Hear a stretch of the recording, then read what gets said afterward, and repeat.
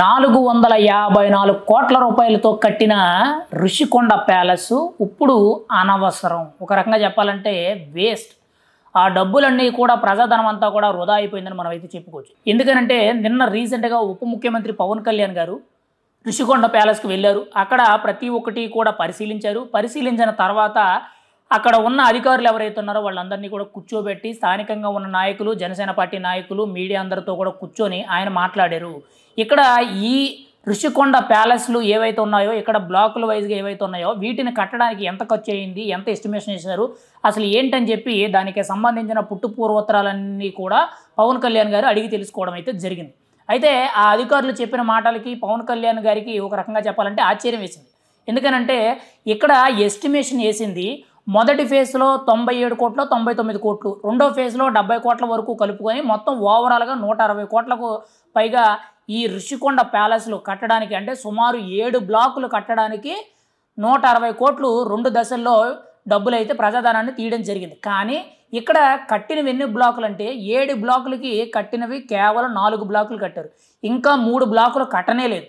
పైగా ఇప్పుడు ఎస్టిమేషన్ ఏదైతే కాంట్రాక్ట్ వర్క్ కోసం అని చెప్పి గవర్నమెంట్‌కి సంబంధించిన ఎస్టిమేషన్ వేస్తారో, ఇన్ని బ్లాక్స్ కట్టాలి, ఇంత ఖర్చు అవుతుందని చెప్పి ముందు ఒక టెండర్ అనేది పిలుస్తారు కదా, దానికి 2 దఫాలు కలిపి 160 కోట్లు లెక్క పెడితే ఇప్పుడు ఆ ఋషికొండ ప్యాలెస్‌కి పూర్తిగా కూడా ఎంత ఖర్చు అయ్యింది అని చెప్పి అధికారిక లెక్కల ప్రకారంగా చూసుకుంటే 454 కోట్ల రూపాయలు ఖర్చు అయిందని చెప్పారు. ఈ 4 బ్లాకులు కట్టడానికి, మరమ్మతులకి, ముఖ్యంగా రా మెటీరియల్‌కి కలుపుకొని 160 కోట్లు ఖర్చు చేశారు. కానీ 7 బ్లాకులకు వేసిన ఎస్టిమేషన్ అనేది 4 బ్లాకులే కట్టడం జరిగింది. కానీ అధికారిక లెక్కల ప్రకారంగా చూసుకుంటే 454 కోట్ల రూపాయలు అనేవి లెక్కల్లో చూపించడం జరిగింది. అంటే ఇక్కడ కేవలం ఫర్నిచర్‌కి ఇంత లెక్క చూపించారు. అంత ఫర్నిచర్‌కి లెక్క చూపించినా కానీ ముఖ్యంగా ఏదైతే మార్బుల్సే కానీ, ఇంకోవైపు రాయల్ ఫర్నిచర్సే కానీ, ఇవన్నీ కూడా కొత్త ఎక్విప్మెంట్స్ ఏవైతే పెట్టారో ఇవన్నీ కూడా బాగా విపరీతమైన కాస్ట్లీ. బాత్ టబ్లే కానీ, కమోడ్సే కానీ, ఇంకోవైపు వుడ్ రోప్సే కానీ, మంచాలే కానీ, కుర్చీలే కానీ, ఫర్నిచర్ ఇవన్నీ ఏవైతే ఉన్నాయో ఇవి విపరీతంగా ఖర్చు చేశారని చెప్పి తేలింది.